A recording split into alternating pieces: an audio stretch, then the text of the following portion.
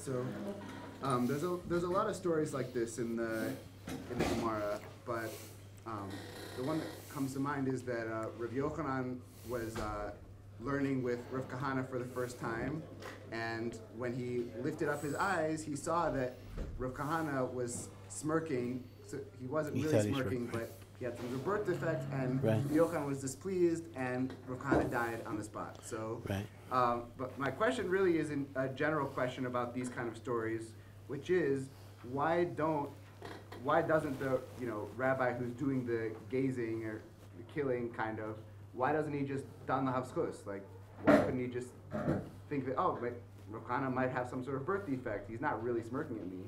Yeah. Again, it happens to be particularly about Rav Yochanan. Rav Yochanan had this, seems like a gaze that could just put you to death, and the like X-ray vision or heat vision, like Superman used to have heat vision, and the like. So you have to understand what's going on. Certainly, I think the parsha says Rav Yochanan did not intend to murder people. Rav Yochanan wasn't staring at people with the intention of killing them. But what happens is that when a great Talmid Chacham is hurt or offended, HaKadosh Baruch Hu takes revenge, so to speak. HaKadosh Baruch Hu will avenge the pain of a great person. So when the Gemara describes Rav Yochanan looked at the person and the person burnt up, that meant Rav Yochanan was hurt. Now it could be that maybe Rav Yochanan then did judge him l'kafsuchos, but if initially Rav Yochanan had even 1 second of agmas nefesh, that could have a tremendous repercussion of very, very negative consequences. We see this, I'll give you another example of it. In Bava Metzia, we have the famous Gemara where Rabbi Eliezer was put in cherem because he refused to accept the decision of the majority. Do you remember that's when he did a lot of miracles? The tree uprooted itself and the water reversed its course, and the walls of the Beis HaMedrash were going to collapse, and a voice from heaven said the halachas like Rabbi Eliezer, and the Chachamim still said, we don't listen. Lo b'shamayim, we don't even listen to God. And Rabbi Eliezer ben Horkinus was excommunicated, and the Gemara the Nasi of the Sanhedrin was Rabbi Gamliel, and the Gemara says Rabbi Gamliel was married to Rabbi Eliezer ben Horkinus' sister. So it's brought down in the Gemara that Rabbi Eliezer was married to Rabbi Gamliel's sister. So it mentions that Rabbi Eliezer's wife never let him say Tachanun after Shemona Esrei, because Tachanun is a time that you express your anguish to God, and she was afraid that would hurt her brother. But so she used to watch him and interrupt him so he wouldn't say Tachanun right away. So one day she thought it was Rosh Chodesh, so she didn't have to watch him. There's no Tachanun on Rosh Chodesh. And it turned out it wasn't Rosh Chodesh. She saw him saying Tachanun, and she said to him, you killed my brother today. And the Gemara says she immediately got the news that Rabbi Gamliel, her brother, had died. Now again, the assumption is not that Rabbi Eliezer prayed that Rabbi Gamliel would die. That's not what we have to assume. But rather, when Rabbi Eliezer feels that anguish and feels that pain, Hashem, so to speak, avenges the kavod of the gadol. So I think that's what's going on with Rav Yochanan as well. Of course, you'll recall the first part of the story that you didn't mention is also very, very interesting. Rav Shimon ben Lakish was Rav Yochanan's brother-in-law. He had married Rav Yochanan's sister, and he had started off life as a highway robber, and he attacked Rav Yochanan once, and Rav Yochanan promised that if you learn Torah, you can marry my sister. And what happened was, every time Rav Yochanan said anything, Resh Lakish would ask him 24 kashas. And Resh Lakish died. That's also a tragic story. And they replaced him with Rav Kahana, who every time Rav Yochanan said something, Rav Kahana gave him 24 proofs that he was right. And Rav Yochanan started crying. He says, where is Resh Lakish? I didn't need somebody to tell me I was right. I needed someone to question me, because then I would either be choser, or I would qualify, or I would explain things better, understand things better. So that also tells you that you don't need, both in marriage and in learning, you don't necessarily need a yes man that says everything you say is right, but to question and discuss brings out the Torah. And that's why Rabbi Yochanan missed Reish Lakish and actually was not happy with Rav Kahana, even before the thinking Rav Kahana was mocking him and the like. But it just shows you how chomer it is. In fact, I can tell you a story I just came across this week. It's a famous story, but I had forgotten the details about the tremendous cost in being mavaza Talmid Chacham. This is a fascinating little story. I don't want to take up too much time with it. There was a town in the Ukraine, I'm not sure if it's still around, Slavita. And in the 1800s, the printing press in Slavita was owned by some very chashuva Hasidic Yidden. And they wanted to print a beautiful shas. In fact, the Slavita shas is still considered to be one of the most beautiful shasin ever printed. It went on the market recently, I think, an old copy of it for $30,000, which is not huge, but for a shas, that's a pretty good price for a shas. But they didn't want to invest all the money unless they got a haskama from the Rabbanim that nobody could print another shas for 10 years. That was the custom in those days, an exclusivity period. So the Slavita shas was printed. They managed to sell virtually everything they printed, but it was still within the 10 years. So they figured they would print a second edition and get more profit. The famous Vilna shas started printing their shas during the 10-year period. So the Slavita people brought a din Torah. They went to the great Rebbe Kiva Eger. And Rebbe Kiva Eger paskined that Vilna has the right to print the shas because the 10-year exclusivity period simply meant that until it was to give them time to sell their shas and recoup their investment. But if they recoup their investment within the 10 years, then you're back to competition. So Vilna was allowed to progress. So the Slavita Madfisim, they said, well, they didn't think the psak was right. And they said, maybe Rebbe Kiva Eger is getting a little old. And then they had some taina that maybe he was influenced by his son, Rav Shlomo Eger, who had a financial interest in the Vilna press. And Rebbe Kiva Eger, who was the most humble and mild-mannered of people, he was furious. He said this was a bizayon of kavod HaTorah, and he said he can't be mochel, the bizayon of kavod HaTorah. What happened after that is literally a nightmare. It's one of the worst nightmares you could possibly imagine. Somehow the next day, some guy, non-Jew, who was working in the Slavita press as a bookbinder, just committed suicide. He hung himself. Nobody knows particularly why, but a lot of the anti-Semites there wanted to blame the Jews, that they thought this guy knew something about some crime they were committing, and they killed him. And what happened to the printers was that they were sentenced to life in Siberia, but only after they went through the gauntlet of 500 soldiers hitting them. Literally, you walk through and you're smashed by a person, and they would have to go through the gauntlet, 150 hits. That means 3 times through the 500 and the like. And if they survived, and that would be very, very unlikely, they would go to Siberia. They did survive. In fact, it's even recorded that one of them lost his yarmulke in the middle, and he refused to move. He refused to move until they put the kippah on his head, and they just continued beating him and beating him and beating him and beating him, and he would not move. Anyway, they wound up going to Siberia. They spent 15 years. They would have been there for life. What happened was the Tsar died, Tsar Nicholas, and he was replaced by Tsar Alexander, his son, who was a little bit more humane, and he commuted their sentence. So they were whipped. They went through going through this gauntlet of 15 years in the horrendous conditions of Siberia. And they were tzaddikim. They said, we accept this as Hashem's punishment because we were pogeya in the kavod of Rabbi Akiva Eger. They accepted it. They accepted it. Horrendous story. I mean, even within Tsarist Russia, this was considered to be, even among secular historians, one of the greatest miscarriages of justice that ever occurred under the Tsar. And you got to be pretty bad. I mean, every decision the Tsars made were unjust and unfair, and this was considered to be the worst of the worst. I mean, this is a long story, but I'm just telling you to see the idea that when you're pogeya in the kavod of a gadol, there will be very, very serious consequences. We have to be very careful about that. Okay. Anything else today? Yeah.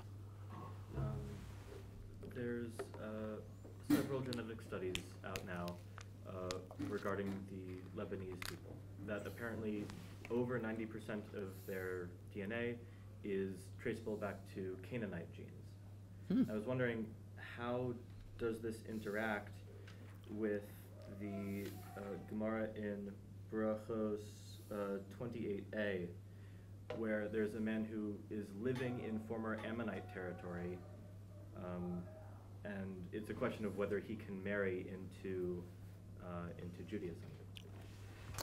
Yeah. So just to go over that Gemara for people who don't know what you're referring to, the Torah says that a Moabite, a descendant of Moab, or a descendant of Ammon, these are from Lot's daughters, are not allowed to marry into the Jewish people, even if they convert. Now, the halacha is that only applies to male Moabites and Ammonites. It does not apply to female. That's why Ruth was permitted. So the Gemara in Berachos has a story. It's a brisa where a so-called Ammonite came before a beis din and said, "Am I allowed to marry into the Jewish people if I convert?"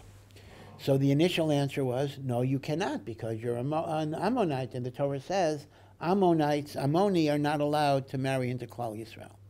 But the Gemara's maskana is that when Sancheriv, the king of Assyria, exiled the 10 tribes and really conquered the whole region, what he did was he transplanted populations, just like he took the 10 tribes and sent them to other places.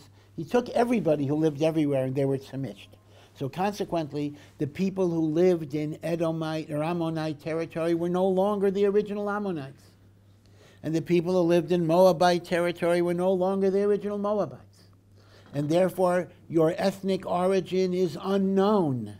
And if your ethnic origin is unknown, misafek, you're going to be mutter, because most of the world are not Moabites or Ammonites. If we don't know if you're an Ammonite or a Moabite, we follow the rove that you're not.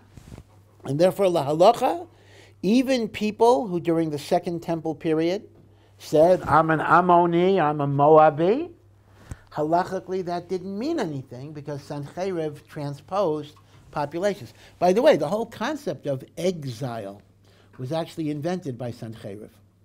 You know, the kings before him would either kill you or conquer you, but they didn't have this idea of taking you and moving you to another place. No, that's not a self-evident aspect of war. The inventor, very dubious honor, but the inventor of the concept of forcible exile was Sancheriv, the king of Assyria, because he thought that way you would be disoriented. You would be in an unfamiliar surrounding. If you're in an unfamiliar place, you're less able to organize rebellion. You don't know your way around, you don't know the language, you don't know the culture, the climate is different, the food is different. You're kind of disoriented. Sounds a little like Aliyah, but okay. So the idea was, and so halachically that means the Ammonite is not the Ammonite, and the Moabite is not the Moabite, etc. So your question is that we do find that the Lebanese, under a DNA test, seem to have the genotype of the Canaanites. That actually indicates that these were the indigenous people that were there. Does that negate? Well, the truth of the matter is, I'll ask you a question on your question, and that is, you're asking from Sancheriv. I'll ask from much earlier, because the Canaanites should have been exterminated by Yehoshua ben Nun. So even before you get to Sancheriv, right? But the Canaanites are the 7 nations of Canaan, and the halacha was we were supposed to exterminate them. So bichlal, how could there be Canaan? See, we were not commanded to exterminate Ammon and Moab. So there, we have to come on to Sancheriv was Mavalbel, the Umos. But the Canaanim, we were Mechuyev, Velosachaya Kol Neshama. But the short answer to that was that it's clear from the way the Rambam understands the whole parsha that even for the 7 nations of Canaan, if they made peace with the Jewish people and they accepted the 7 mitzvos of Noach, not become Jewish, they accepted the 7 mitzvos of Noach and they accepted taxation and Jewish sovereignty over Eretz Yisrael, they in fact were allowed to live in Eretz Yisrael. So you could have a number of Canaanites continuing to live in the land, but then the question now becomes, and now your question gets reinstated, but shouldn't they have been transposed and moved around? in the time of Sancheriv?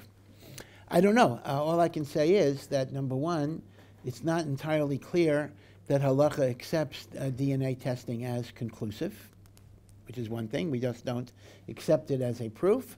And number two, every rule could have exceptions, meaning to say there may indeed be a small number of Canaanim that were still around, and there may indeed have been a small number of Ammonites and Moabites that were still around, but they would be mixed in with a much larger grouping coming from other places. Over the years, what might have happened is some of those other groupings died out, leaving them as a remnant, but in fact, they may have only been a small remnant of a much larger original population. So the fact that you can identify some Canaanite in modern Lebanon does not mean that most of the Canaanim were taken elsewhere and intermingled. So you really cannot prove it from the relatively smaller populations that you have today. Yeah? Will the minhagim and the division between Ashkenazi, Sephardi, Mizrahi be a permanent fixture of Judaism forever?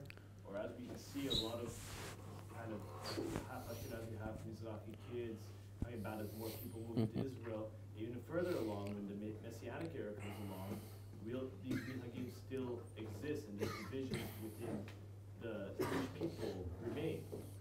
Yeah, that's a very, very interesting question. We have, of course, within the religious world of Torah Judaism, we have many, many minhagim. We have Ashkenaz and Sepharadim and Edot HaMizrach are the big ones. And then within each group, there are many, many subdivisions. You have Ashkenazi, you have Polish minhagim, and Galicianer minhagim, and Hungarian minhagim. And then among the Sephardim, you have Tunisia and Morocco, and Syria, and Iraqi, or Edot HaMizrach, etc. And then you have Hasidic minhagim, many, many different groups of Hasidim and the like. So if you subdivide it, you might have, I don't know, over 100 different varieties of different things that are going on. And sometimes people say, oh, it's not right that there's such disunity in Am Yisrael. But one thing you have to understand, yeah, it is not right that there's disunity. That's not a good thing. But diversity of minhagim is not necessarily a bad thing. It's a sign of beauty and vibrancy. And each grouping has its own derech and its own way of serving Hashem. I've mentioned many times, the medrash that says the beauty of a garden is primarily when you have different colors of flowers. So the truth of the matter is, as long as this difference does not turn into machlokes, sinas chinam, rivalry, and denigration, we shouldn't necessarily work that everybody should be united. All of these minhagim have a place. During World War II, when Rav Chaim Eiser, at the beginning of World War II, when he orchestrated the movement of many yeshivos out of Lithuania to Shanghai and then to Japan, right? Mir was there and the like. So Mir, of course, was a big yeshiva. But there were a lot of little yeshivas, 10 people here and 20 people here. And there was some thought that perhaps for economic reasons, we ought to consolidate the yeshivas. Instead of having 5 yeshivas with 10 talmidim in different places, let's make it one yeshiva of 50 and the like. They say Rav Chaim Eiser was against it. He said each yeshiva has its own uniqueness, its own tam, its own particular approach. We shouldn't try to homogenize it by combining everybody together. So in that sense, you need to understand that the diversity of minhagim in Klal Yisrael is actually something beautiful. So then the question becomes, well, is that going to last when Moshiach comes? And we'll have a Sanhedrin, number one, which will give definitive psak halacha. Will there still be these differences of minhagim? It is a good question. My guess, I don't have a raya, is that it will continue. Because this is considered to be, as I say, a testimony to the beauty of Am Yisrael, in which there are many, many different approaches within Torah, to serve HaKadosh Baruch Hu. Why should that be abolished? Why should we get rid of it? Now, you should know that in Israel, every once in a while, there has been a concerted effort to abolish. When Rav Goren, a very controversial guy, Rav Goren was a chief rabbi of Israel, but before that, his main career was He was the chief rabbi of the IDF, of the Israeli army. And again, he's very, very controversial. I don't want to go over it. I mean, he was a tremendous genius. He was an Eloi. He was an extremely brilliant Talmid Chacham. But let us say he was very innovative and creative in ways that sometimes Gedolim did not approve of.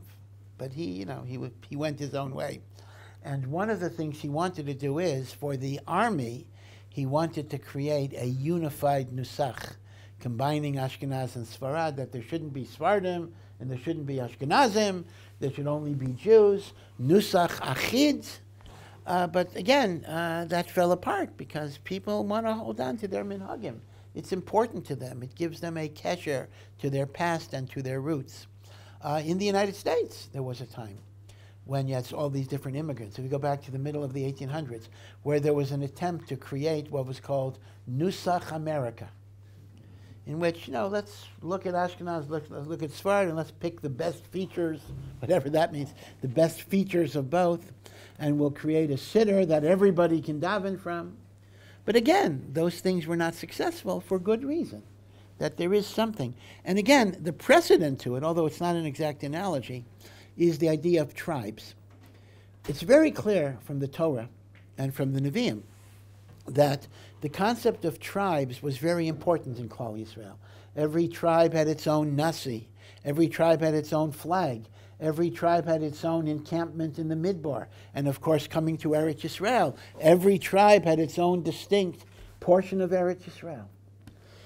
Now, you might wonder at first glance, why is that an important aspect of Jewish classification? I mean, what's the difference? I'm Yisachar, you're Zevulun, and you're Ruvain, and you're Shimon. Who cares? Isn't the only thing that's important is that we're Jewish? Why should... Now, all right, so today we're not really so conscious of tribes because we don't even know our tribe, unless you're a Kohen or a Levi. But in the time of the Beis HaMikdash, the Bayis Rishon, not the Bayis Sheni, this was a real important thing. And the question is, why is it important? Isn't it counterproductive? Aren't you introducing another factor of disunity? Don't we have enough things to fight over? So now we're going to fight over, my tribe is better than your tribe. And the short answer is, the Medrash tells us that each shevet had its own unique approach in Avodas Hashem, whether it's Yisachar, Zevulun, etc. And the notion is, Hashem does not want Achdus to be based on sameness and conformity, but it should be an Achdus in which each one of us serves Hashem individually and uniquely. And that's why the way Ruvain does it is not the way Shimon does. I mentioned this morning, right, the idea that every shevet may have had its own Sefer Torah, slightly different. I said it from the Kamana Rebbe. So this is a long-winded answer. So I think there will still be a preservation of these unique minhagim because they are part of the beauty of how Klal Yisrael serves Hashem. In other words, instead of looking at it as a weakness, as a defect that has to be surmounted, it is something to celebrate in the sense of how we serve HaKadosh Baruch Hu that way. Yeah? Is there any way to identify the three Orthodox Jews who go up to HaRav? In other words, can we judge L'kaf Zechus, the Orthodox Jews who go to the HaRav? Yeah. Oh, yeah, 1,000%. Now again, I myself do not go to the HaRav, and anyone that asks me, I will paskin they should not go in the HaRav. But to say that there's no tzad zechus for those who go to the HaRav is absolutely incorrect, because once again, what is the question? What is the, putting aside the politics of it, which may be a major concern, what is the problem, so to speak, with going to the HaRav? The problem is essentially tuma, meaning all of us today have been in contact with a dead body in a cemetery once in our lives. And until we are sprinkled with the ashes of para aduma, which we don't have, we remain tamei. Going to the mikveh is not going to help. You have to have the ashes of para aduma. So as a result, I am a tamei mace, right? That's a given. We're all tamei mace. And then the problem is, a tamei mace is not allowed to enter what is called the courtyard, the azara of the Beis HaMikdash. But here is the thing. Not every part of the HaRav has the Kedushas HaMikdash. The outer parts of the HaRav have the halacha of Machane Leviah. Machna Leviah, meaning it's like a Levite camp. And the halacha is that a tamei meis, now a stam tamei meis is allowed to go in Machna Leviah, at least Raisa, and the only problem is Machane Shechina. So the only reason why you're given a psak that we shouldn't go in the haBayis is because of the uncertainty of where the boundaries are, meaning exactly where Machane Shechina begins might be a little problematical. So it's like walking in a minefield. We tell a person, you don't tell a person, as long as you keep 6 inches away from this place, you're going to be perfectly safe. Well, you don't walk in a minefield that you're 6 inches away from a live mine.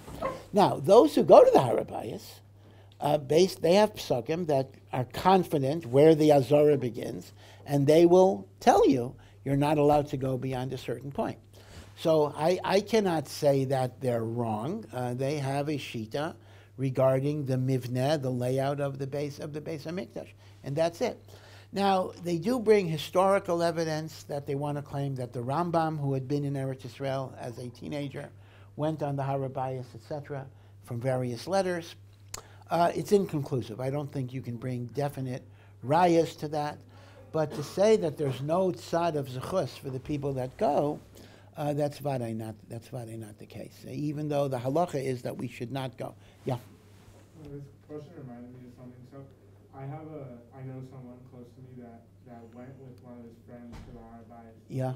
I don't think anyone told him about don't go here, don't go there. Yeah. So in a case like this, or many cases where someone did something wrong, someone close to you that you care about, and they don't know, how are you supposed to address the situation? Are you supposed to tell them something? Are you supposed to stay silent? Well, there is, of course, a mitzvah in the Torah, which is very hard mitzvah to do. When I see a person do something wrong, I'm supposed to correct them. I'm supposed to give them musar. I'm supposed to give them guidance.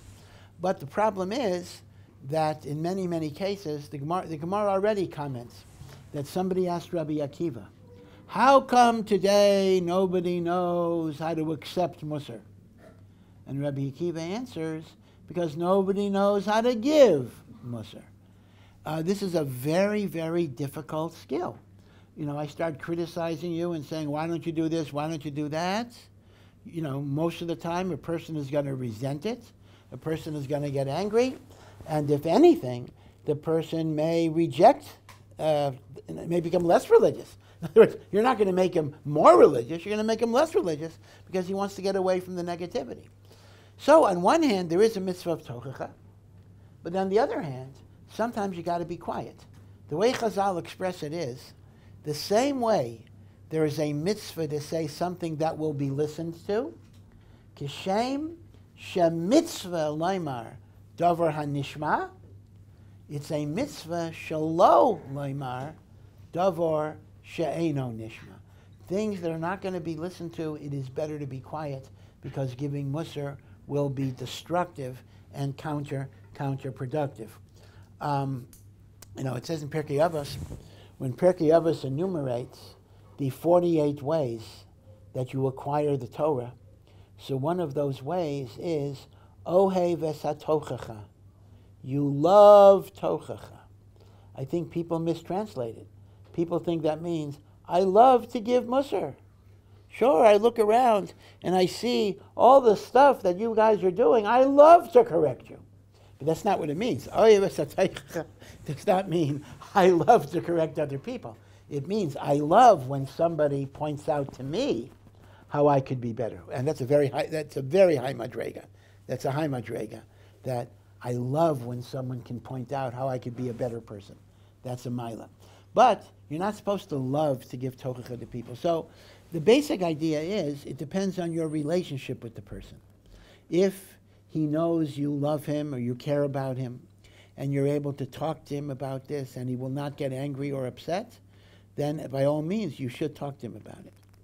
And if you feel you're not able, maybe you can find a Rebbe or somebody else who might be able to do it. But if the only thing that's going to happen is he's going to get angry and resentful and write you off, then it's often better not to say anything. Now, the haBayis thing is a hard thing to give musar about. The reason simply is because there are from people who go, And even in our neighborhood, there are people who are advocates of this, and indeed they sometimes talk to the Or Sameach Talmidim about it, and the Rebbeim are not very happy about it. So it's a hard thing, but l'maisa, all I can tell you is I'm not, as I said, I'm not mavato the people that go to the haBayis, because there is a halachic justification, but I think the justification on the other side just happens to be stronger. And it is the mahalach of the Gedolim that, if a tameh goes into the Azara area, they are chayiv kares. You're dealing with the chayiv kares mamish. And therefore, if you're dealing with the chayiv kares mamish, it behooves you to err on the side of being machmir and not going. But as they say, those who go are more confident in their identification of what is the Azara and what is not the Azara. Yeah. If a from person, a believer, finds out definitively that he's actually not Jewish, does he have an obligation to convert? Yeah, that's an interesting question. If a person who is living a frum life discovers that halachically they're not Jewish, do they have an obligation to convert? I actually don't know where there would be such an obligation. If a person discovers they're a goy, so they're not Jewish, and a non-Jew never has an obligation to convert, so they're free to live life as a goy. An interesting question is, will they get rewarded in Shemayim? Like, let's say for 30 years, they were putting on tefillin, they were keeping Shabbos, they were keeping kosher, they were learning Torah, they were saying Kriya Shema. And now, it can be very devastating. Is it all a waste? Does it mean, I did nothing? So there are two possible answers to that. Answer number one might actually be a very, very intriguing halacha in the Rambam, which is very, very difficult, but the Rambam brings it halacha. The Rambam says that although a guy is not supposed to keep Shabbos complete, that Shabbos is a little different, but the Rambam says a guy is permitted to take on any positive commandment in the Torah, and he will get reward as an Eina Mitzvah. He's not commanded, but even an Eina Mitzvah gets a certain amount of reward. So it doesn't mean it's a zero. It means he'll get the reward of an Eina Mitzvah v'yaisa. According to the Rambam, a guy could put on tefillin if he wanted to. And a guy would get sechar in Shemayim for putting on tefillin. That's quite extraordinary. That's such a thing. I mean, we don't seem to follow that practice. In fact, even when somebody is in the process of converting, we'll often tell them don't put on tefillin until either after the conversion or right before. But according to the Rambam, a stam guy who doesn't convert, say, I want to put on tefillin l'shem shemayim. So one comfort you can give to the person is, listen, you've still done things as an eina mitzvah v'yaisa. And there might be another comfort I can give the person that might even be stronger. And that is, the Gemara says, if a person intended to do a mitzvah, and it turned out he didn't, but since his thought was to do a mitzvah, Hashem treats the machshava tova as if it was a maisa. So that would mean if I thought I was Jewish and I did the mitzvahs, my machshava tova is considered to be a maisa. So that would even mean he'd get reward as a Jew. But in terms of a chiyuv to become a Jew, I don't see a chiyuv to become a Jew. By the way, I actually faced questions like this in the other direction, and that is when I was a Rav in Maryland, in Silver Spring, Maryland. So we had a lovely family of people who were B'nai, B'nos Torah, very, very frum. But at some point it turned out that the mother was the daughter of a woman who converted many, many years before. And that woman was not always a Shomeres Shabbos, and there was some question that was raised about her conversion. Now, you understand that if her conversion was not valid, that means her daughter didn't have a conversion. Her daughter was born from her, so grandma is not Jewish. That means mother is not Jewish. That means kids in Kollel are not Jewish. That means their kids are not Jewish. I mean, you have a ripple. Well, okay, that may not be the case. In other words, the sons who marry Jewish women, the kids will be Jewish. But at least the daughters, all the daughters are not Jewish. So my instinctive reaction, and this is something I learned as a young Rav, is, well, listen, not a big problem. Just go to the mikveh now. The girls were not married yet. Go to the mikveh now, do what is called a gior l'chumra, and that way you got no problems. In other words, if there's some question, you're a single girl, and if there's some question, was your grandmother's conversion valid? That's a very easily solvable issue. Go to the mikveh now and convert. And looking at it just in terms of a problem, yeah, very simple. It's a very simple problem to solve. But what I didn't realize at the time, I didn't realize how emotionally devastating it is to tell a 22-year-old woman who has been living as a frum girl all of her life that maybe she's not Jewish. And the feeling, I remember the feeling about all the mitzvos that I've done down the drain. You know, there is a psychological dimension here that just to say mechanically, oh, go to the mikveh, everything will be fine. Well, what was I until I go to the mikveh? So it does happen that people discover sometimes that they might not be Jewish. Sometimes they discover they're not Jewish at all. It does happen. Of course, the opposite happens as well. There are people who lived lives as non-Jews who discovered they were Jewish. I remember in Silver Spring talking to a priest who somehow discovered that he was actually Jewish. He wasn't going to do anything about it because he was happy where he was. But they said, yeah, I discovered my mother was Jewish, and she converted to Catholicism or whatever it is. So you have both sides of the equation on that particular issue. Yeah. Can one request the difference of inflation on a loan? Yeah, this is actually a very, very interesting question. There is, of course, an issue in the Torah that if a Jew lends money to another Jew, you're not allowed to charge interest. So I can't lend you $100 and stipulate that you pay me even a 1% interest and the like. But the question becomes, what if, due to inflation, the rising of prices for things, it turns out that $1 can only buy less. As I give you $1 that could buy, a whole bunch of stuff. By the time you pay me the $1, because of inflation, the $1 can only buy 50% of what it could buy before. So my argument is, I'm not charging you interest to make a profit. I'm charging you interest to simply get back the same amount of money that I lent you. In other words, the same purchasing power. For example, let's make up a number. Let's assume that $1 could purchase a loaf of bread. And by the time you pay me the $1, bread has gone up to $2. So I'm basically saying I gave you enough money to buy a loaf of bread. Give me enough money to buy a loaf of bread. And if that means you're giving me $2, that's just because of inflation.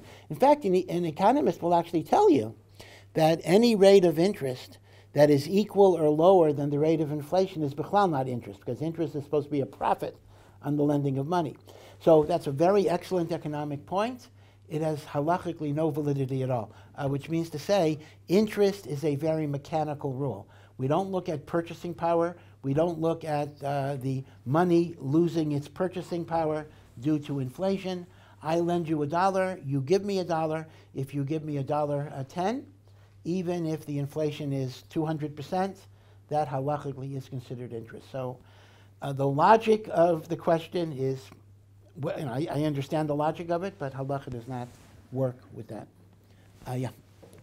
The portion, the topic in last week's parsha where the Torah says that Yitzchak was being misatek with Rivkah Ishto, and it seems very out of line, very out of character.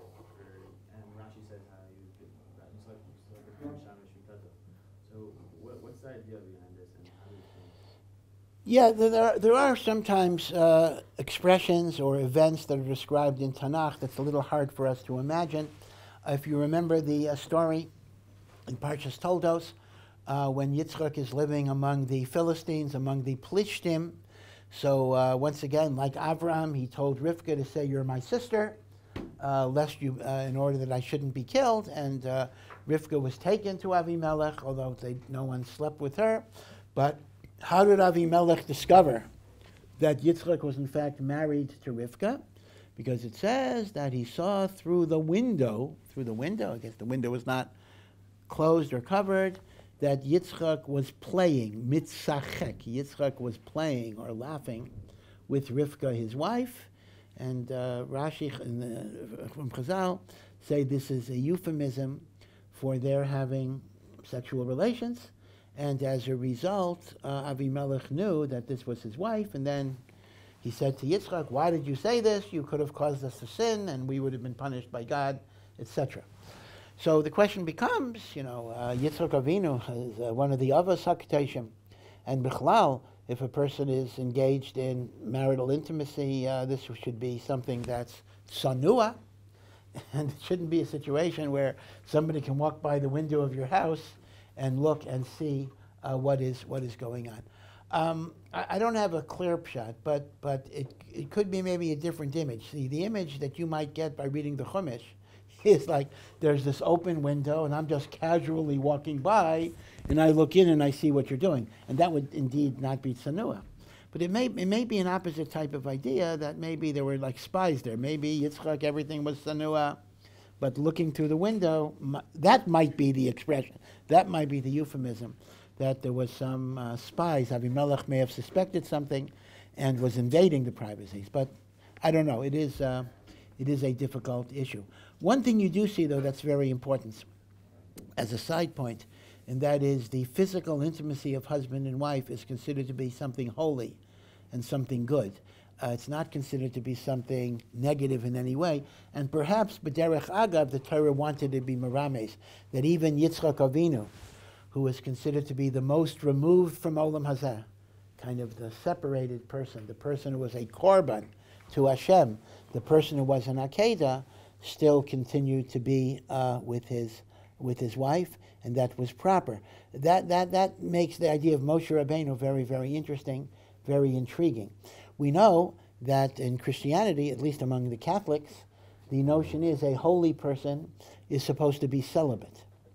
And indeed, Paul says in the Christian Bible that the reason why regular people are allowed to marry is it is better to marry than to burn, meaning to say, people have sexual urges, you're going to go to hell, so at least marriage is a way that will give you a heter, so to speak. But ideally, if you're really kadosh, don't get married. Just be with boys instead. Okay. Forgive me. I don't mean to be anti-Catholic in particular. So the thing is that Judaism is very much the opposite. The very first mitzvah in the Torah is to be fruitful and multiply. And celibacy is not only not required, it is considered to be a sinful state. Now, the big kasha we do have is Moshe Rabbeinu. Moshe Rabbeinu, indeed, was celibate at a certain point.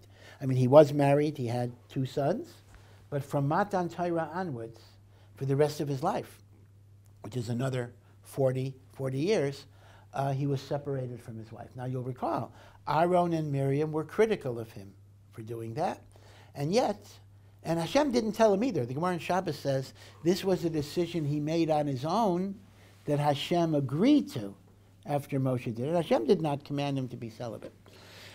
But all I can say is that Moshe Rabbeinu is a unique case. Moshe Rabbeinu was like an angel. Moshe Rabbeinu had to be prepared for Nevuah 24/7. And the one thing I can say is that Chazal never used Moshe's behavior as a role model that we are supposed to imitate. He had a special madrega. It has no shaykhs to us. And Chazal do not consider it a desirable midah to emulate. And that itself is an important teaching, that we consider the chibur of ish v'ishtai within the context of Kedushin to be a davar kadosh. And the tznius involved is not because it's shameful, but because it's kadosh. And therefore, the more holy something is, the more private. Now, where do I get this? The Ramban himself, wrote a sefer on the intimacy of husband and wife, and it's called Igeres HaKodesh. Ramban wrote this, and the Ramban says this. The Ramban says that all of the inyanim of tznius is not because this is a davar maguna, but because it is a davar kadosh, and things that are kadosh have to have a certain amount of tznius in the world. Yeah. So this is in next week's parsha. So Lavan chases after Yaakov, and after not finding the idols that that Rachel stole from her father, so Yaakov kind of gives it to Lavan, like, why are you accusing me of all this stuff? I was only honest the entire time I was working for you. You cheated me all, right? So and he said, like, I only took a loss for myself. So I was wondering, like, what was Yaakov hoping to gain from, kind of blowing up, kind of, to Lavan, and what could we learn from that interaction in terms of, like, dealing with shady people like Lavan?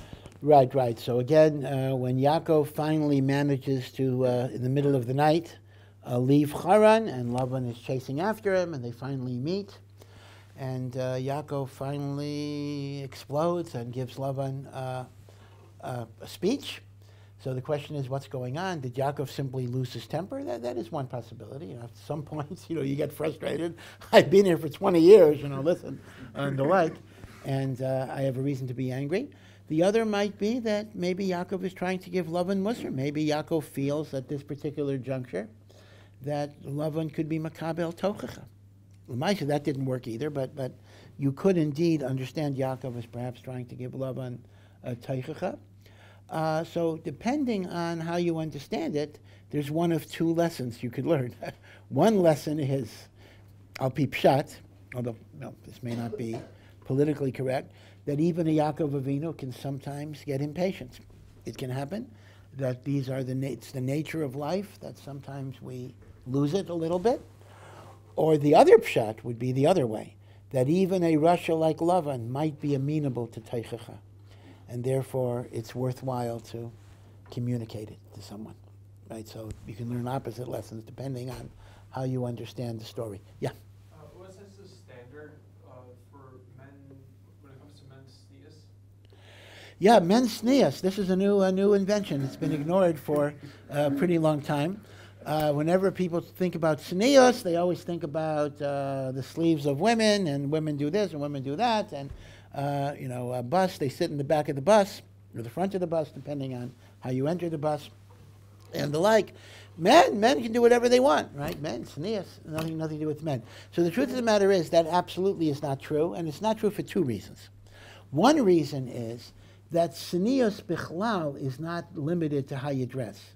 Tznius is a certain attitude that I serve Hashem with modesty and humility without showing off with gaiva. So this is an attitude. Levush is a manifestation of that attitude of humility. But the humility that I'm omeid lifnei Hashem, of course men and women both have to have it. That's one thing. But the second thing is that even in terms of dress, even in terms of levush, there are halachas regarding tznius of men. And indeed, just recently, just the past maybe 6 months, past half year, there were a number of gedolim who signed a proclamation about the shameful way that religious men, you don't get that often, but religious men dressing in terms of how tight their clothing is, in terms of, I don't want to maybe be too detailed, in terms of parts of their anatomy that we're showing, and how this is a pirza and a shanda and a cherpa, and it is a violation of walking before Hashem with ema and yira. So there are halachas. However, it is true that the halachas regarding men are not as chomer, they're not as extensive as the halachas regarding women. With respect to women, for example, we have rules, covering at least the elbow and covering the knee. If a man were to walk around in loose shorts and tank top, he would not be transgressing anything. In other words, what would be a violation of tznius for women would not be a violation of tznius for men. With men, it basically would be things that accentuate or reveal the genitalia. That's basically it. Anything beyond that is not with hilchos tznius.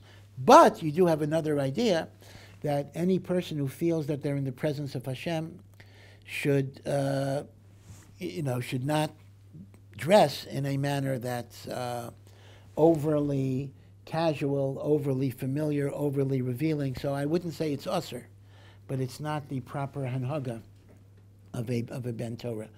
So men's tznius is actually an important issue that we need to be aware of. Yeah. So, despite the obviously huge genius of the Rebbeim, and especially in the Talmud and the Rishonim and everything, we don't really find a lot of like scientific discovery and experimentation. Although there is one Gemara, I forgot the name of the rabbi, that he did some experiment. If some sort of bird could regrow its feathers, for some reason he did some sort of experiment with that. But we really don't see like a lot of emphasis on scientific advancement in among Chazal, the rabbis in general. So I was wondering, like, what is the place of science and like scientific discovery in the Jewish world? Yes, let me share with you a beautiful machshava from Rav Shimshon and Levi. It's actually relevant to Hanukkah coming up. If you remember, when Noach after the Mabul got drunk, he planted a vineyard, he got drunk, his nakedness became exposed, and Chum wanted to make fun of it. Maybe Chum did even worse, but whatever it was. And Chum called his brother Shem and Yefes, let's go see what Noach, our father, looks like. And Shem and Yefes did not want to shame their father, so they took blankets and they walked backwards and they covered their father's nakedness so he should not be humiliated. And after that, when Noach woke up and Noach realized what happened, he gave both Shem and Yefes a bracha.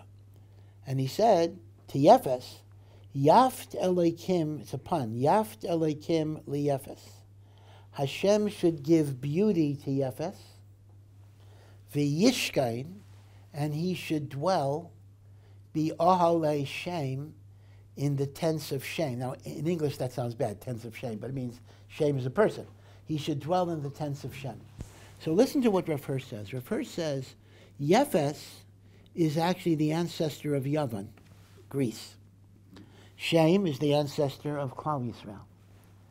Noach is identifying to those two sons. Chum got cursed, but Shem and Yefes are given two different missions in the world.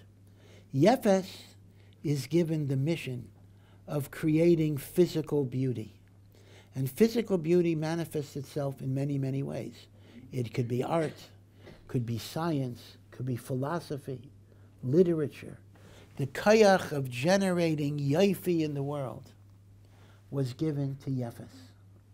Shem was given the job of creating kedusha in the world by connection to HaKadosh Baruch Hu.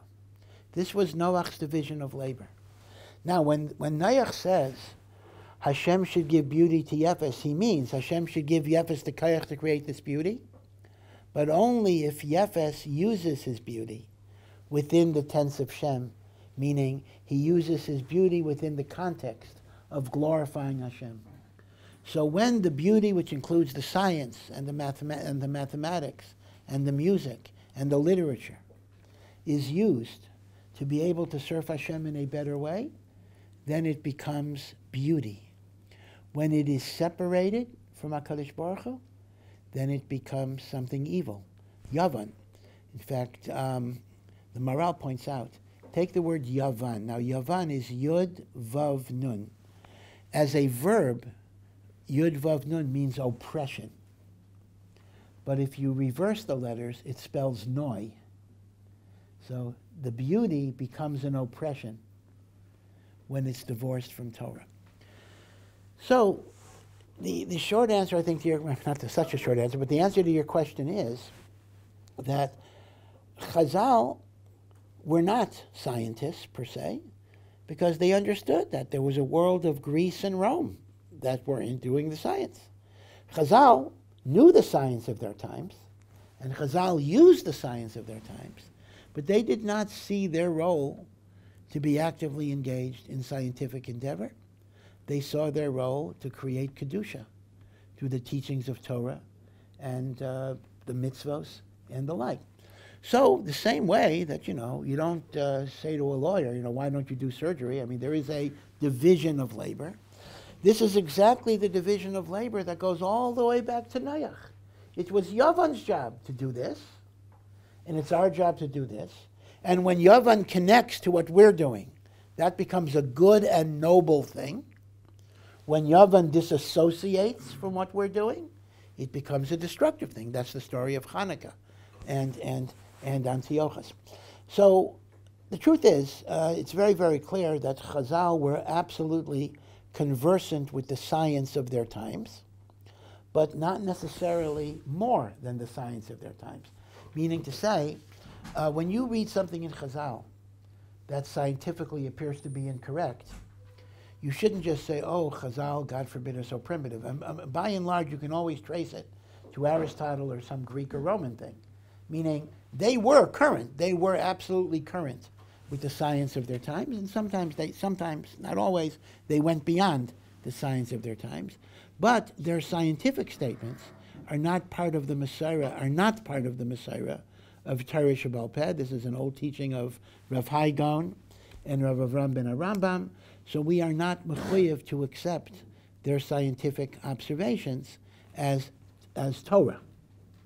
Okay, that's an important point as well, and that's a little bit of a controversy today, where people will tell you every single scientific statement Chazal make, you're mechuyev to be makabel.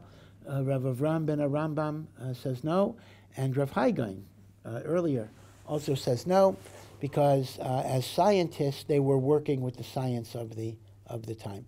But it wasn't their primary interest. It was not their interest. They benefited from it, they used it, they knew it, but their job was to create Kedusha in the world, and that's what they focused on. Yeah? I just want to know how we relate to Leah, Yaakov's wife, because at least in Chazal, more like the phrases that we hear is like about, it's more about like really about Rachel and her character and her mysterious nefesh. And you enter the parsha like where Leah starts speaking to Rachel and says, "You stole my husband," and speaks in such a strong way. Obviously, she was the mother of most of the Shvatim, and I just want to know, I guess, like, how do we understand these things, and how do we relate to Leah in general?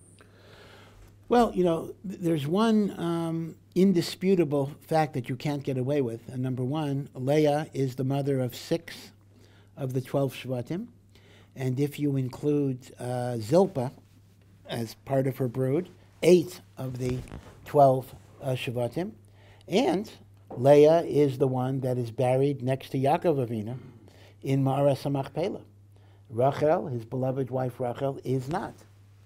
By the way, just how old do you think Rachel was when she died? It's quite amazing. Rachel was around 32, according to a very, very young woman. She had she had Yosef, and then she had Binyamin, and she died in childbirth. And now remember, Yaakov lived many, many, many years after Rachel. But you see that the memory of Rachel never left him, even on his deathbed. On his deathbed, he's talking about Rachel. It was more than 70 years since Rachel had died. So Rachel, in many ways, is a tragic figure, because Yaakov worked 7 years for Rachel, didn't get her. Worked another 7 years, and she died pretty quickly after they were married. Leah is also a tragic figure. Leah gave him children. Leah was faithful to him. Most of Klal Yisrael comes from Leah. David HaMelech comes from Leah. Moshiach comes from Leah. And Kohanim, right? Also, right? The Kahuna and Malchus come from Leah. Shevet Levi. And yet, Leah describes herself as being a hated woman. She saw that she was hated. Hated? How do you understand that? Is it possible that Yaakov hated her? So the Meforshim all say that the Torah is using a very strong language, but hated is to be understood in a relative sense, not an absolute sense. Of course, he loved Rachel, he loved Leah. But because he loved Rachel so much more than Leah, so Leah felt tzanua. And this Yaakov was a good husband to Leah too. But again, if you just look at it from a psychological standpoint, Leah was living with a tremendous amount of pain. She had a sense of being rejected. And in fact, some Midrashim connect the idea. It says in Koheles, Elokim Yavakesh es hanirdaf. Hashem always sides with the underdog. the one that's pursued, the one that is looked down upon. And that's the shtickle remez why Leah is buried next to Yaakov. Elokim Yevakesh Es HaNirdaf. So, if Leah, and maybe this, I know we always want to analyze things at the highest level of tzidkas, but the truth is, Lefi Pshat, if Leah expresses her anguish that you're taking away my husband, it's understandable.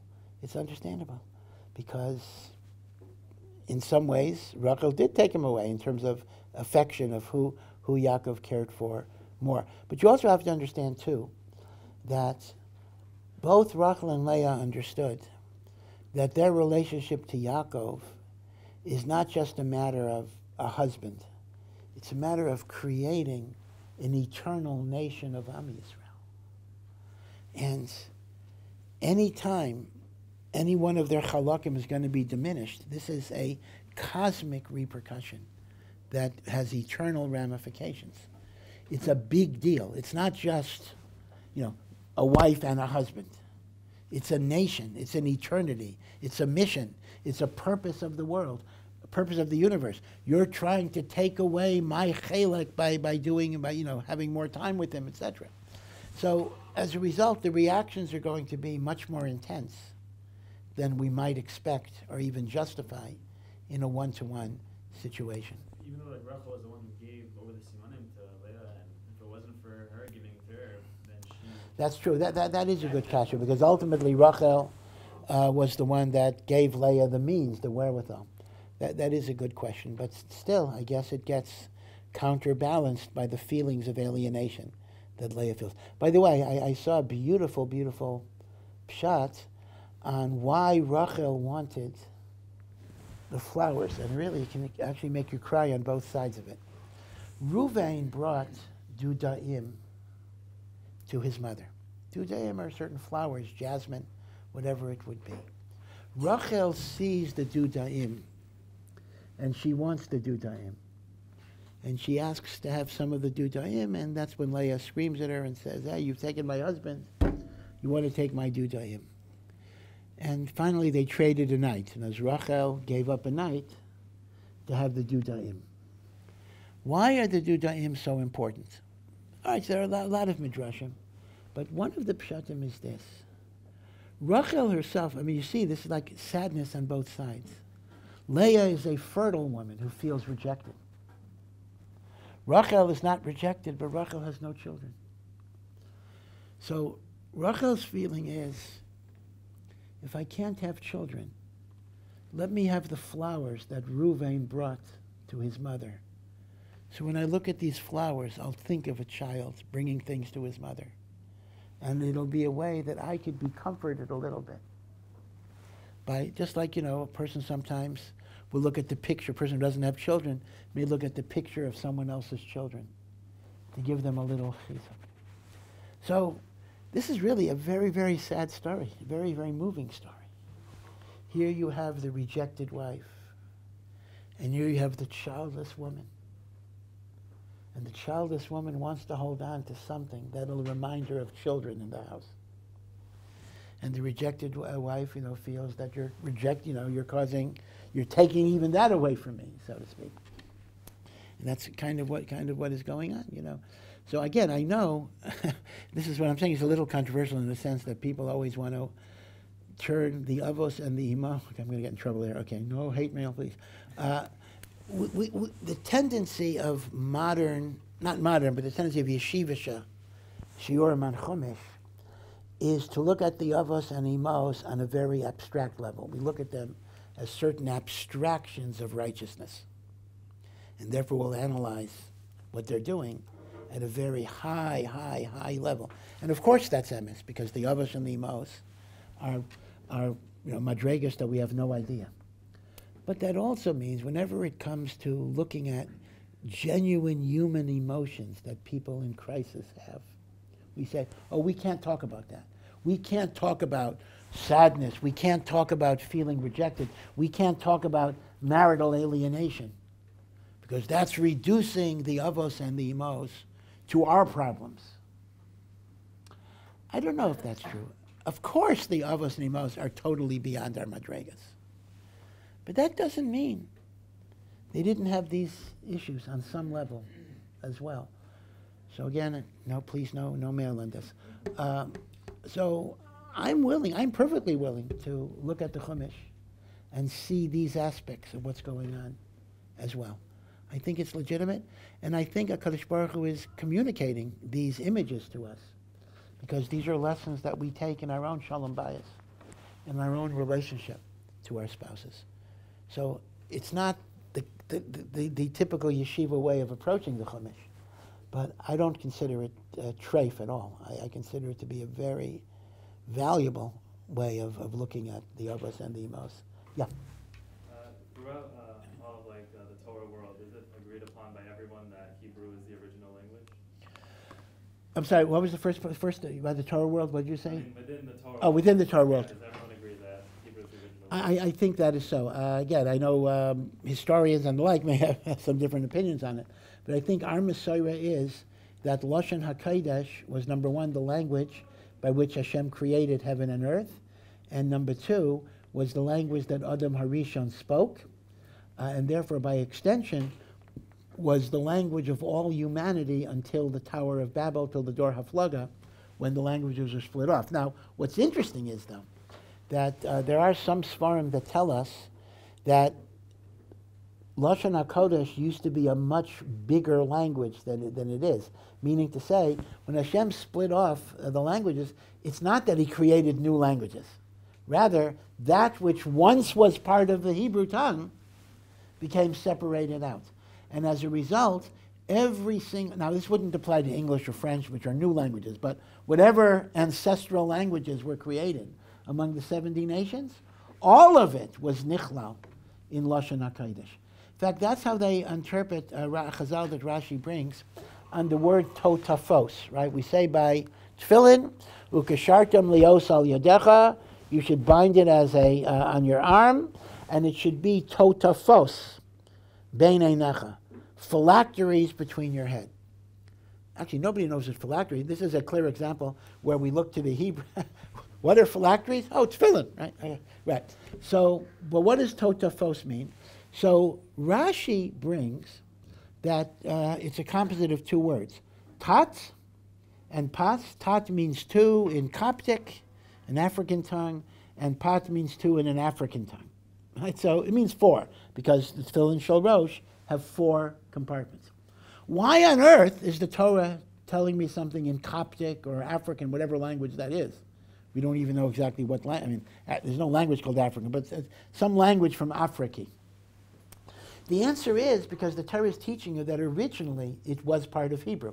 Originally it was Hebrew, and as a zecher, that all of these breakaway languages had their shoresh in Lashon HaKodesh, that is why the Torah uses sometimes a foreign word to teach you it was originally part of Hebrew. There's one other point about Lashon HaKodesh. Again, you didn't ask us, but I'll mention it derech agav. Why is the Hebrew language called Lashon HaKodesh, the holy tongue? What is holy about Lashon HaKodesh? So we have a machlokes, the Rambam and the Ramban. The Rambam gives a negative reason. The Rambam says that Hebrew, the Hebrew language, at least biblical Hebrew, has no terms that specifically refer to sexual functions, so there's no obscenity or pornography. And that's even true in modern Hebrew. All pornography or all obscenities in modern Hebrew is from the Arabic. There's a lot of Arabic in modern spoken Hebrew, but Lashon HaKodesh has no swear words, and that's why it's Lashon HaKodesh. That's what the Rambam says. There are no, in fact, that's why the word for sexual intercourse is a euphemism, like bia. Bia means coming together. Shechiva. There's no direct word for those things. The Ramban does not like that reason, because that's a negative reason. You're saying it's holy because it doesn't have that. The Ramban says what makes Lashon HaKodesh holy, it was the vehicle through which HaKadosh Baruch Hu created heaven and earth. And therefore there is something inherently spiritual, that this is the vehicle of creation. And I've mentioned this before, forgive me for repeating. Mark Twain has a satirical story making fun of the Bible, whatever. He was an atheist.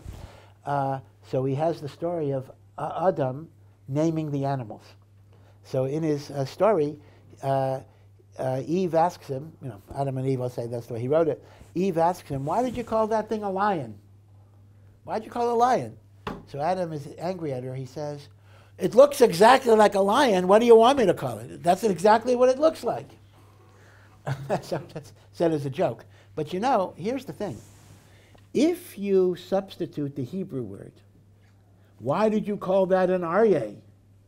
And Adam says, it looks exactly like an aryeh. That is exactly the right answer, because here's the thing.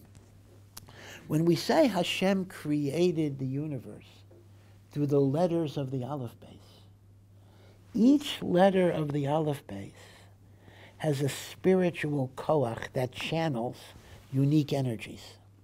And when letters are combined, you have kind of spiritual chemical reactions. Just as when you take two atoms of hydrogen with an atom of oxygen, you get water.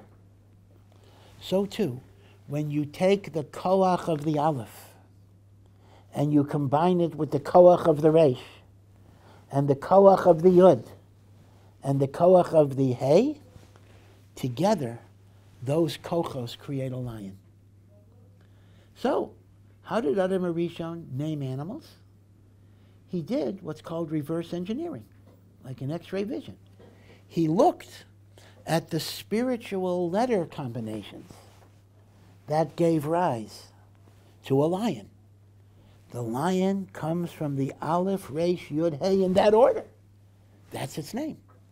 So, because of this, the Ran says that a name in Lashon HaKodesh is the true essence of something. So, for example, if I call a lion, that doesn't, I don't even know where the word lion comes from. It's just a name. It's just a made-up thing.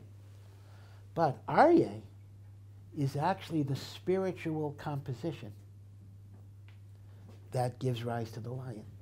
So, names in Lashon HaKodesh reflect true essences in terms of identifying their spiritual natures, as opposed to names in any other language, which are just conventional. They're just things that were made up to call something. So that's the nature of Lashon HaKodesh. Yeah? Why the only mitzvahs bein were applied to other Jews, and it's really, one should distance himself. As a matter of fact, we find places that says, and that we shouldn't return an aveda for a guy. Why is it like that? And it only applies within us, even though there's a whole world surrounding us.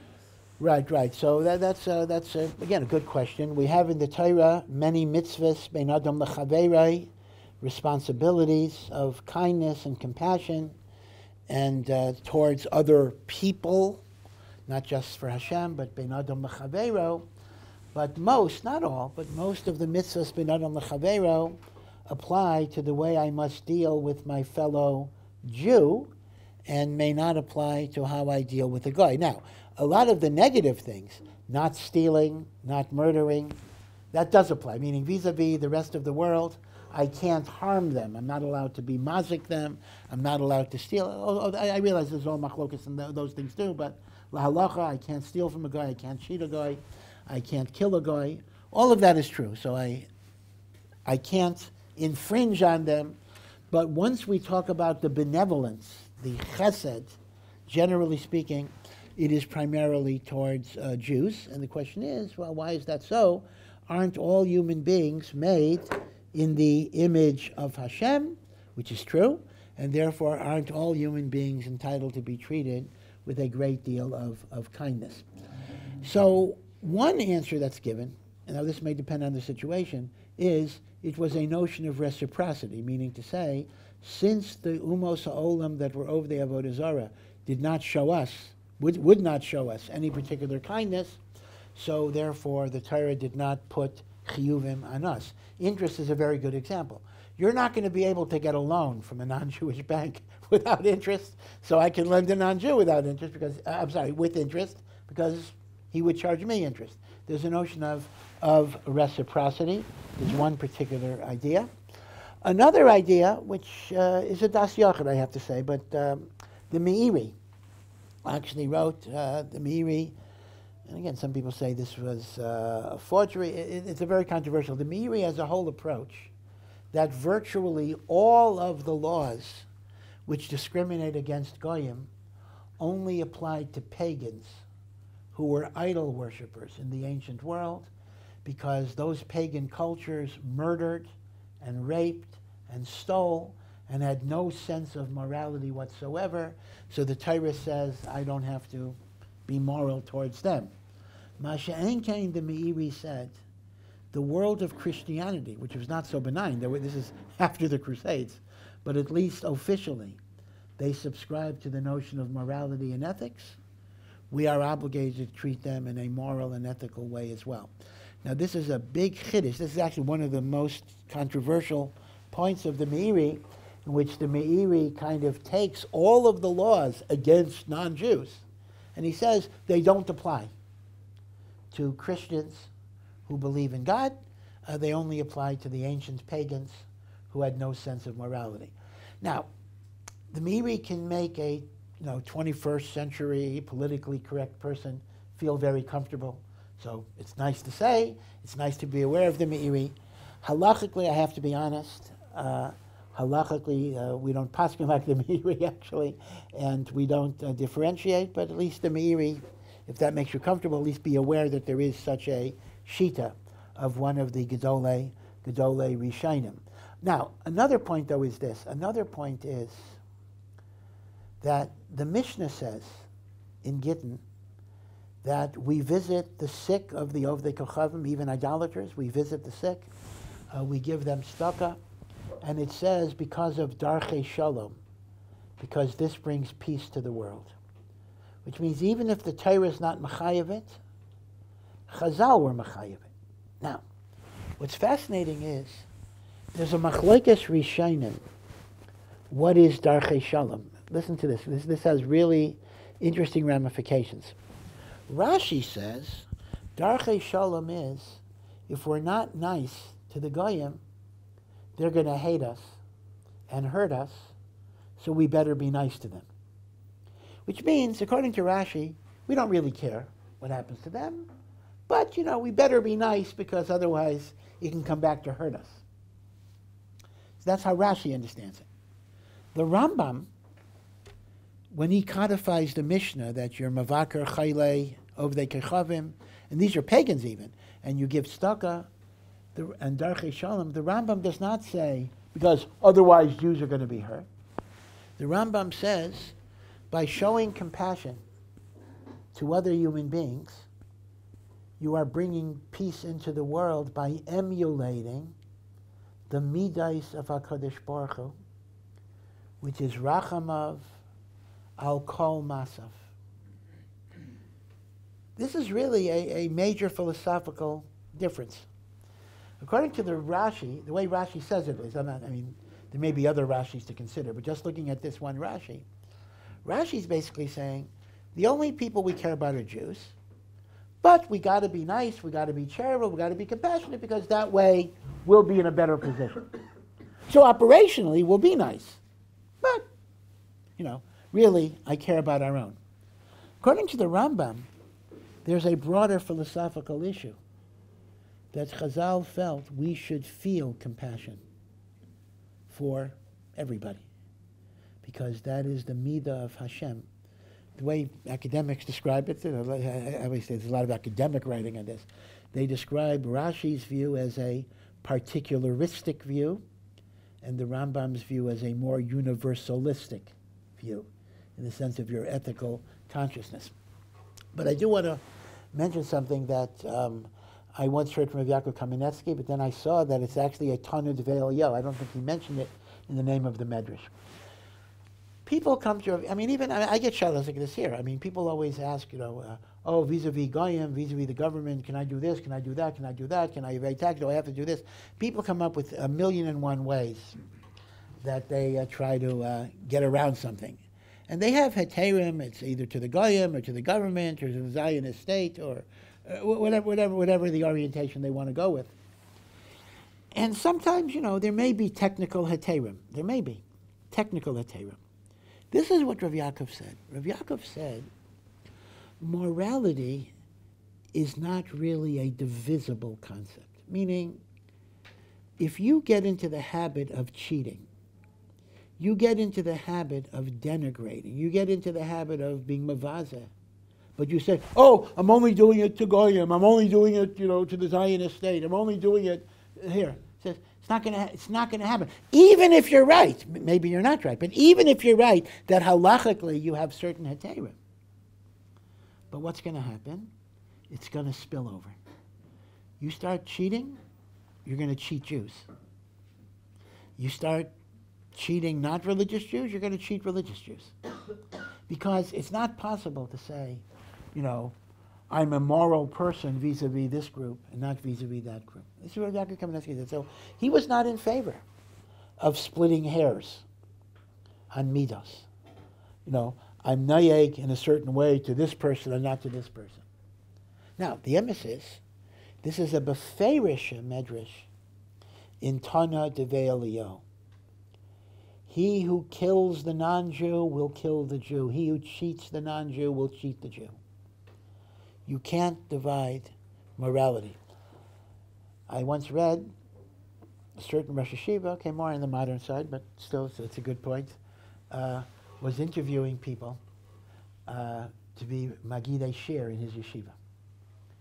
So we asked him a whole question about, let's assume that you were entitled to a certain refund for something, and you received in the mail 10 times more. Right? You were entitled to a $10 refund, and instead you got whatever it is, $100 or $1,000 back. What do you do with the money? So now remember, this was an interview for a Gemara share, right? So they figured this is a halacha. So they started being mafalpel, toisakum, and gezelakum, and all those different things, and pilpulim, and according to the Ketzais, according to the Sivas, all the different opinions. So people were trying to impress him with their erudition. And then the last guy, or one of the guys, just said, I don't keep money that doesn't belong to me. I just don't do it. And who's the one? He's the one that got the job. He's the one that got it. Sometimes, when we're learning, it's good to be mafalpel. Indeed, part of limud Torah is that we know the subtleties and we know the ins and outs. So yeah, when it comes to learning and understanding, you try to be as subtle and as deep as you can be. When it comes to life, you sometimes have to be a little bit of a simpleton. Don't be so smart. What does a good moral person do? It's not always going to be so involved with draining a cup here and there. But for those who are interested, there is actually a good book in this. Rabbi David Sears wrote a book in English called Compassion for Humanity in the Jewish Tradition. You can get it on Amazon, give commercials for books. And what he does is, this is an anthology of sources in which within the Jewish tradition, including Chazal, Kabbalah, Hasidus, the notion of showing rachamim for all people. He has another book about compassion for animals, so he actually does both animals and then humanity, and these are two books you could read together. Yeah? A group like Neturei Karta who seemingly supports terrorism, like terrorist states like Iran, and maybe even you could say we've got the Jews. Yeah. Could we just call them blatantly reshaim and things of that sort? Do we have to judge them favorably? Yeah, I tell you, that's a really, really hard question. I grapple with it. Let me just explain something. Neturei Karta has taken a turn towards lunacy in recent decades. Neturei Karta was a group of people who felt that we're not allowed to have a state of Israel until Moshiach comes. The Satmar Rebbe, of course, was their ideological leader. The founder was Rav Amram, not the founder, but the big leader for many, many years was Rav Amram Blau, who was a very, very righteous person. He was a big tzaddik and the like. And the fact that they were against the Medina, that was a position. It was a position that had support in Chazal. Again, I'm not saying it is the position, but it had a support in Chazal. I would not look at them as crazy or whatever it was. This was a shita that Jews should not have a Medina until Moshiach comes. But at that point, they would never, ever, ever support a terrorist state. They would never, ever get into Holocaust denial, which many of them indeed suffered in the Holocaust. And they would never want to put Jews in danger. Rav Amram Blau was often arrested because he would stop a bus. He would lie down in the middle of the street. He would do all sorts of things, and he would be beaten by police, but he never hit back. And he told his followers, never use violence against another Jew, no matter what they do to you. We don't hit back. That very much was his shita, that we're here to represent a sort of kind of like Gandhi, lahavdil, but this notion of peaceful resistance. And the Neturei Karta was the shirish of the Neturei Karta. So a lot of people didn't like them, a lot of people thought they were crazy, a lot of people thought they were wrong, but this was a shita, and it was not a contradiction to caring about Jews, and it was not a contradiction to Avas Yisrael. Rav Amram Blau was indeed a person who loved Jews, including non-religious Jews. He just felt there ought not to be a state, whatever. And, other Gedolim thought that way as well. I mean, the Brisker Rav, the Chazon Ish, they were not, so in favor of a Medina to begin with. What's happened in recent years is Neturei Karta has become more militant in some ways, in which they aggressively connect to Palestinian terrorists and to Iraq and Iran and all those countries. There's even been on some lunatic fringe, some Holocaust denial a little bit, which is totally incomprehensible. There's no possible way. So I don't want to use the word Russia. I don't want to call a Jew a Russia. I prefer to say that they're crazy. In other words, basically, they get carried away with an idea that on some level may have some legitimacy, but it then becomes so extreme that it gets distorted and it gets messed up and it gets perverted and it gets corrupted. So I'm not going to call somebody a Russia, but at this point it's pushing insanity. There's no way. I think of Rav Amram Blau, I think of the Satmar Rebbe. There's no way they would sit down with anybody from a terrorist state and kind of go with them over their fellow Jews. Now, there is a story I'll tell you. Okay. Whenever I mention this story every once in a while, and I always get critical email. You see now, you see what censorship is? You're afraid to say things.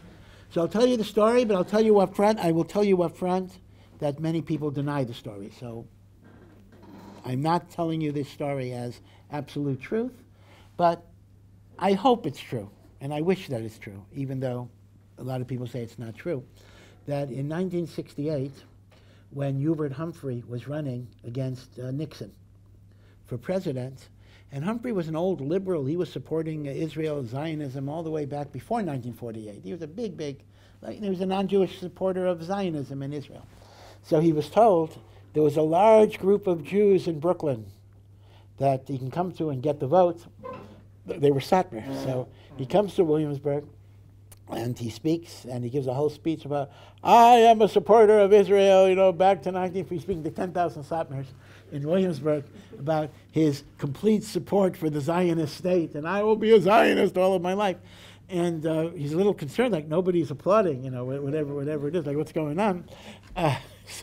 So one of his Jewish advisors understands that something's wrong here. So the Jewish advisor goes to the story goes to Humphrey and says, goes to the Rebbe and says, Humphrey's a guy, he doesn't know, he doesn't really know. He didn't mean to offend, please forgive him. It was just, he didn't realize what the Rebbe's opinion was. So the Rebbe said, according to the story, no problem. He says, listen, I have a lot of disagreements with the state of Israel, but this is a family fight. This is a fight within the family. And I think my family is doing some very bad things, but I don't want my family to get hurt. So, this was like after the 6-Day War. If my family needs weapons to be protected from Arabs and Egypt, I want them to have the weapons. And afterwards, when they're b'shalom, we'll talk about dismantling the state. But chas v'shalom, he says, I don't want a single Jew to ever get hurt. Again, I'll say it again in case whoever is going to write me didn't hear the first thing I said. I know that many Satmars say this is not a true story, so I understand it. But it is recorded as a story, and even if it's not a 100% true story, I think it reflects the attitude of a true gadol in the sense that there are ideological disagreements. There are chilukei deis, and they could be very, very extreme. But a true gadol still loves the Jewish people, no matter what, and doesn't want them to suffer. So where Neturei Karta, I think, kind of got off the railroad tracks is when they start siding with enemies who physically want to destroy other Jews. That already just cannot be justified under any circumstance. Yeah. What was the reason why the Shvatim, when they took Adina, when Shechem took Adina, when the people in Shechem, why did they attack it? Why did they have to destroy the whole city? What was the reason?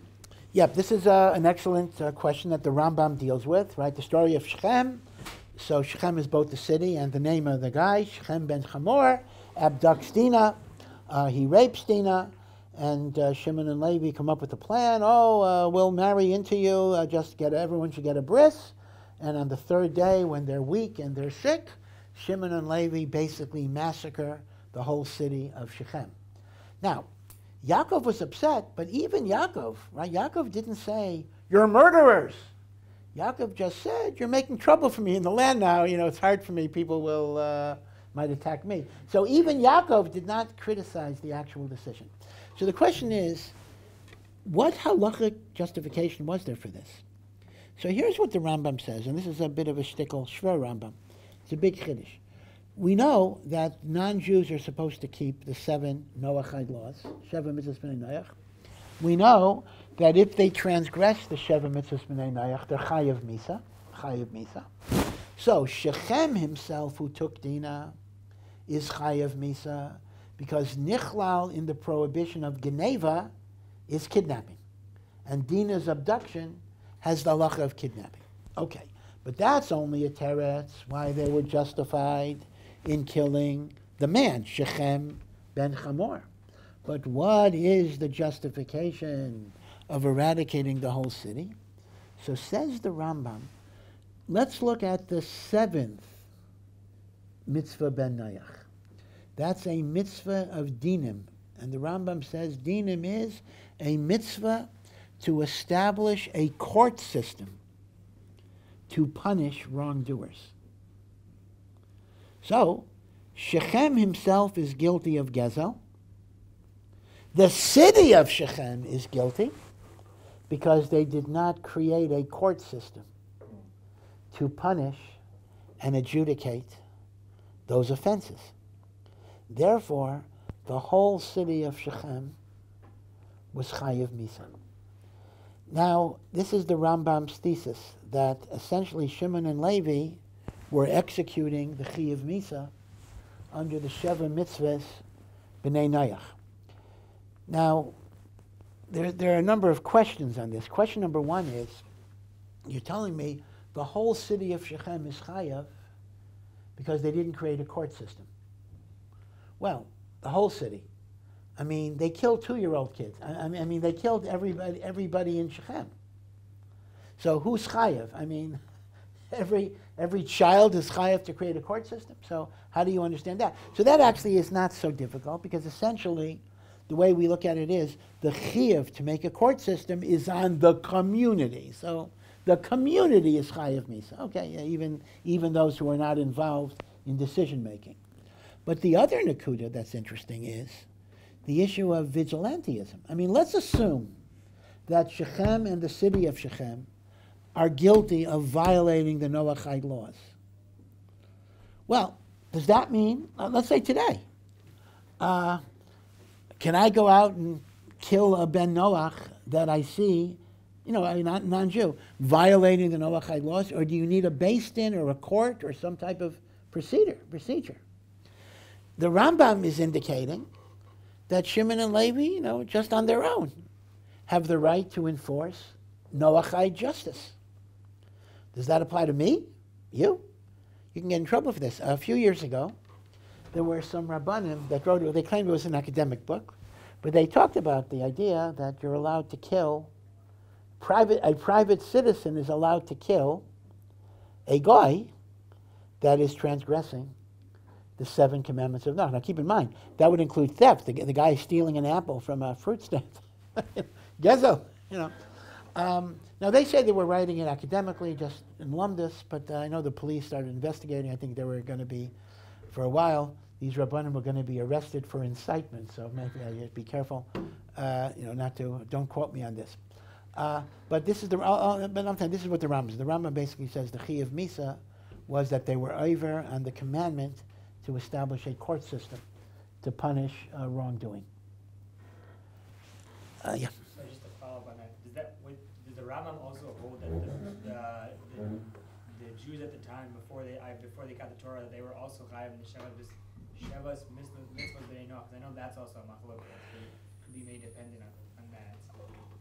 Well, there is indeed a machlok, but I'm not sure if it's dependent. I think the Rambam works either way, because even if they are Jews who are not governed by the Noachide laws, but the halacha is that Jews can punish b'nei Noach for being over on the Sheva Mitzvah. So whatever their status was, they would still have the same legitimation. Yeah. The Sefer Yashar is an authoritative medrash, or not? Yeah, Sefer HaYashar. Sefer HaYashar is a title that is actually used for a few svarim. I know which one you're referring to. We have, besides Rabbeinu Tam, who's quoted a lot in Tosos, Rabbeinu Tam actually wrote a Sefer of Chidushim, which happens to also be called Sefer HaYashar. It's not looked at very much, but it's from Rabbeinu Tam. But you are correct. There is a much earlier book, Sefer HaYashar, which essentially is very similar to a medrash filled with stories about augmenting the Chumash. Stories of the Avos, stories about Moshe Rabbeinu, stories about miracles in the desert. And there are many, many miraculous events that are described in the Sefer HaYashar that do not appear in the Chumash and may not even appear in other midrashim. Now, the Torah itself refers to a book called Sefer HaYashar by saying, when it describes a certain miracle, it says, oh, the details of this are written in the Sefer HaYashar. But, the book that we have called Sefer HaYashar used that title precisely because they wanted to link it to that. But that's not the Sefer HaYashar of the Torah. The Sefer HaYashar of the Torah is lost. That much I think everybody admits. So the question becomes, is the Sefer HaYashar a medrash of Chazal, which would give it an authority, or is it a later composition? I believe it does not have the full status of a medrash, meaning the word medrash is a bit of a confusing term. You know, the authoritative midrashim are from the Tanoim and the Amoraim. But there's a lot of midrashim that are actually later. They're from the Gaonim or the early Rishonim, even though the name medrash was attached to them. And they have, different stories and the like. Some of those stories may be part of a Masorah, some of them may not be. So, for example, Hanukkah has a number of midrashim of Hanukkah which are lav dafka from Chazal. So I think Sefer HaYashar would fall under more of the questionable medrash. Yeah. We're not allowed to listen to Jewish music in the bathroom. Yeah, so can you listen to Jewish music in the bathroom? So it depends. If you're listening to just a nigun, a tune, for sure you could. If you're listening to words, so it depends what the words are. If the words are pesukim, even without the name of Hashem, you're not allowed to listen to them because you would then be thinking about pesukim or mamare chazal in the bathroom, and even thinking about it would not be proper. So it kind of depends. Meaning, where it gets a little difficult is sometimes you have, let's say, an English song that talks about how wonderful it is to come back to Yerushalayim, whatever, a song like that. That's a very close call. Perhaps you might be allowed to listen to something like that. But any pasuk that has mamare chazal or psukim, whether it's in Hebrew or in English, you're not allowed to listen to in the bathroom or the shower, whatever. Yeah. So in connection to that, is there a speaking in the bathroom when you go to use the bathroom? Is that correct? It's a proper behavior. Yeah. The reason why I'm not saying it's usher is the following: that it's true that the Gemara says it's usher to speak in a Beis HaKisei. But some say that only applied to the old outhouses, because the outhouses, the excrement was accumulating, and as a result, shadim would go there and various evil spirits, and speaking could cause you to be injured by the shadim. Some say in the modern bathroom, it's not that way. Things get flushed away. You don't have shadim. You don't have all of the negative impacts. So some say that issue may not apply today, but it's still better to minimize. And so then, what if I'm just going to the shower, I'm not going to use the bathroom? Can I sing? Can I speak? Also, there's like a door to the shower. Yeah. Well, number one, if you are in an enclosed shower, for sure you could, because it's not usher to talk when you're naked, as long as you're not speaking divrei Torah. So you are correct. In an enclosed shower, for sure you could. The question is, if it's an open shower with a toilet, that may be more of a question. Is enclosed completely closed, even to the top? No, if the mechitza is 10 tefachim high, even if it's open on top, that's a mechitza that makes it a separate rishus, so that would be okay. Yeah. What about talking in the mikvah? I know the Zohar says it's a second on your life if you do this, and just general etiquette in the mikvah in general. So, yeah, there is a Zohar that says that. Again, it's obviously, if the Zohar says something, one should pay attention to it, but the minhag seems to be makel on it. Most people are not particularly machmer on that inyan. I don't know why, but it seems that we are makel. Yeah. And the question about haRav, if the kohen is full day, his whole life he never had a mace, what would be a problem for him to go? Yeah. So the problem is this. The problem is the laws of Tumas Mace are very complicated, meaning like this. A kohen is usher to be in direct contact with a mace, right? And if the kohen kept the halachas, he was never in direct contact with a mace. However, even if a kohen is not in direct contact with a mace, he may still have the status of a tamei mace. So for example, if I went to a funeral, right, so I'm now, right, the mace is called avi avos hatuma. So I'm an av hatuma. If I shake hands with the kohen, he's tamei, he becomes a rishon l'tumah, you see? So the problem is, you could be a person who is not allowed to enter the azara of the mikdash, even though l'maisa you were not over on the laws of kahuna. Although, as I'm thinking, actually what I said is not a good answer, because the emes is, if the only problem of the kohen is being a rishon l'tumah, he can go to a mikveh. I mean, you only need para aduma, right, if you're in direct contact with the mace. The secondary forms of tuma, which a kohen might incur, but they could be masulak by mikveh. So you have a good. So I'm saying you have a good kasha, actually, meaning it might be gemalt for a person to be able to.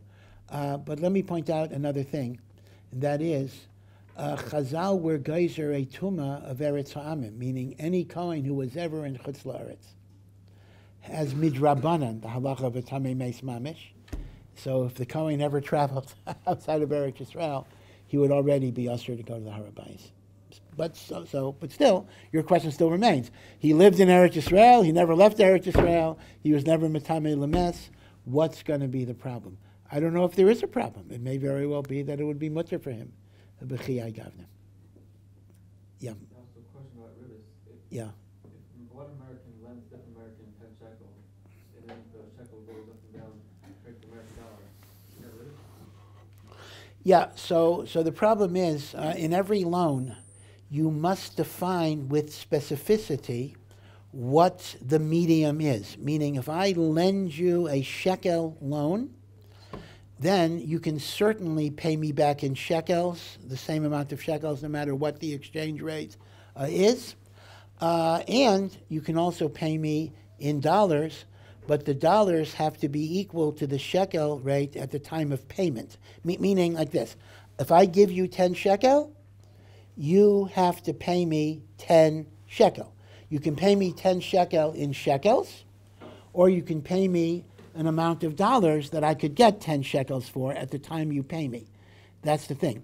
But this is very important, because you could define the loan as a shekel loan, or you could define the loan as a dollar loan. That's up to the lender and the borrower to be kaveya. But whatever the medium of kavios, once you have that kavios, the change in the exchange rates are not going to affect the payment there. Okay, so you have to be very careful about that.